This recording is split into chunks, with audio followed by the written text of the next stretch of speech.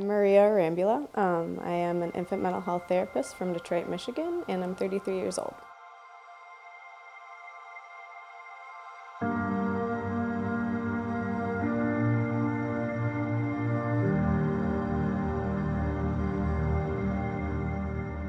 Life before stem cells was, I was pretty much in my bed most of the time, not being able to move. I would throw up daily, with organ functioning from heart palpitations to headaches, sliding vertebral dislocations, all major joints dislocating.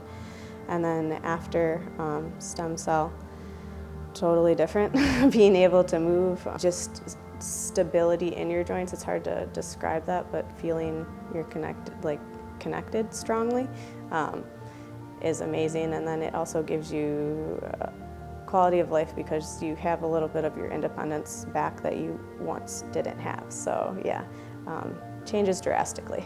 It changes drastically, and it's amazing. Yeah.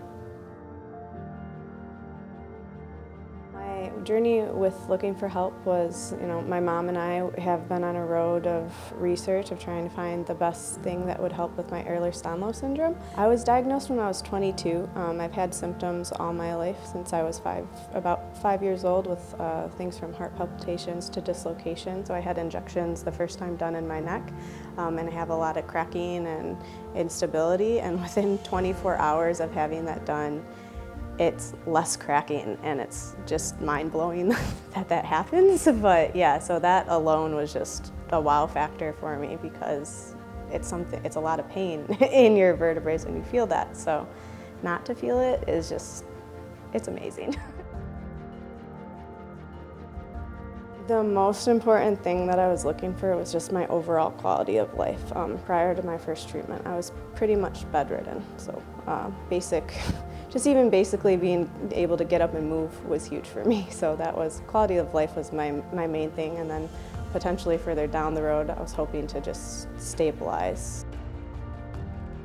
My first procedure here was they were very good with a calming, very nice to have a beautiful landscape outside to stare at. It's very nice and relaxing. And then walking through, walk through exactly what would happen, how long it would take, about 15 minutes or 18 minutes for infusion. And yeah, it was great.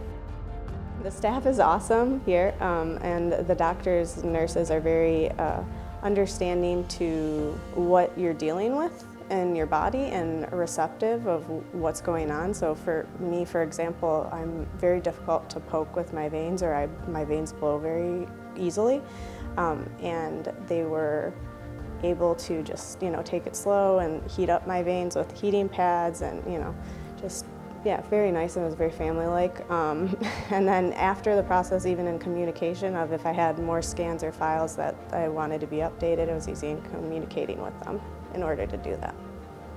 I chose Stem Cell Institute because this is one of the facilities that you actually have your own medical site in which you do the gold host cells, and you make them in lab here, whereas other places are brought in from other sites or have different methods of administering the stem cells. So it just seemed more in-house, and I liked how involved Dr. Reardon was in the process too, and he has testified coming and getting his own here, so that's pretty cool to see, the person who does it also comes back and gets it themselves. Prior to coming here, they wanted to fuse my entire spine. I had cervical surgery before, and they wanted to continue down the rest of my spine. And because I didn't heal properly, I was like, I have to find another avenue. I was on a lot of pain meds. I've fully gotten off of those and gone very natural, and the naturalness led me here. Anyone who's considering getting stem cell treatment, I would say do this before you do